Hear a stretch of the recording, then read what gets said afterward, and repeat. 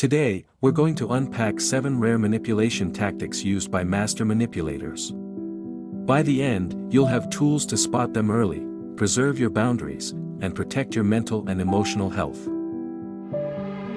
The first tactic is gaslighting. This is where someone makes you question your reality, your memories, your feelings, even your sanity. They'll deny events that happened, or twist your words. You begin to doubt yourself. Did I imagine that?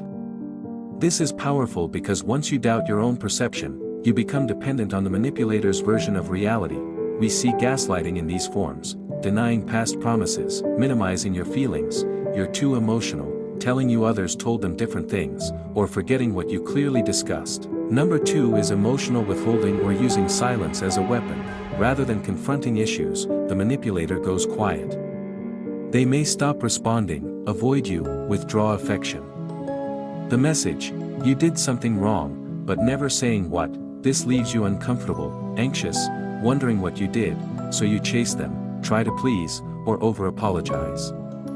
It undermines your sense of secure communication. Tactic 3 is triangulation, bringing a third person into the dynamic. This might be mentioning how someone else did something different, better, or easier, or using others to validate their point. It could be, my friend doesn't need to be reminded constantly, unlike you, or my ex was fine with this. It creates competition, insecurity, or makes you feel you're in the wrong for not measuring up. The goal is to isolate you, make you feel alone or lesser, so the manipulator seems more appealing, more right. The fourth tactic is love bombing, followed by withdrawal. In the beginning, things are overwhelming: grand gestures, constant attention, excessive praise. You're made to feel like you found someone special, someone who gets you. That builds trust, emotional attachment, but then the withdrawal begins. The affection fades, neglect appears, criticism creeps in. You start to work to regain the honeymoon phase: perform, accommodate, chase.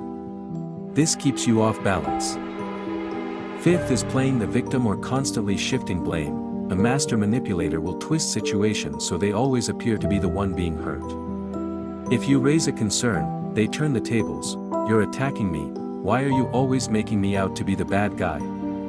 By doing this, you end up apologizing just to calm things down, even if you did nothing wrong.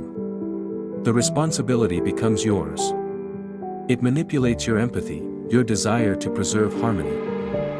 Sixth, false promises combined with patterned amnesia.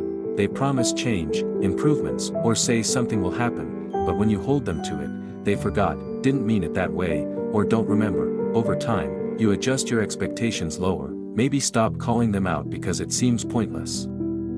That erodes trust, self-confidence, and it's very hard to hold someone accountable when the ground keeps shifting.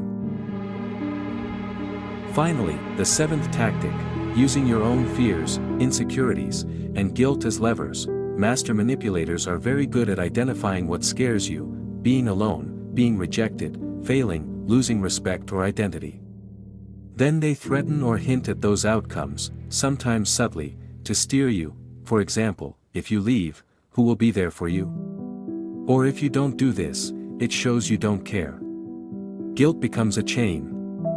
Fear becomes a leash. And you begin to behave not from choice but from avoidance. These tactics are powerful because they're rarely obvious. They often come under the guise of love, care, concern, or reason. They erode slowly, sometimes so slowly you don't notice until you feel trapped, but recognizing them is half the battle. So what do you do if you begin to see these patterns in someone in your life, or even in yourself? Here are a few strategies. 1. Trust your intuition. If something feels off, don't dismiss it. 2. Keep records. Write down what was said, what was promised, especially if you start to doubt your memory. 3. Set boundaries. Be clear about what you will not tolerate: emotional silence, blame shifting.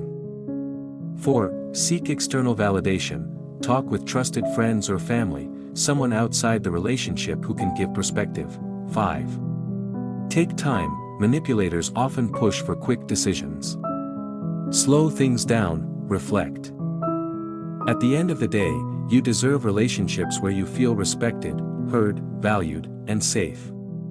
You deserve to trust your memories, your feelings, your sense of self. If any of these rare tactics ring true for you, you're not alone, and it's not your fault. Recognizing them already shows strength. If you found this helpful, share it so others can see the warning signs too.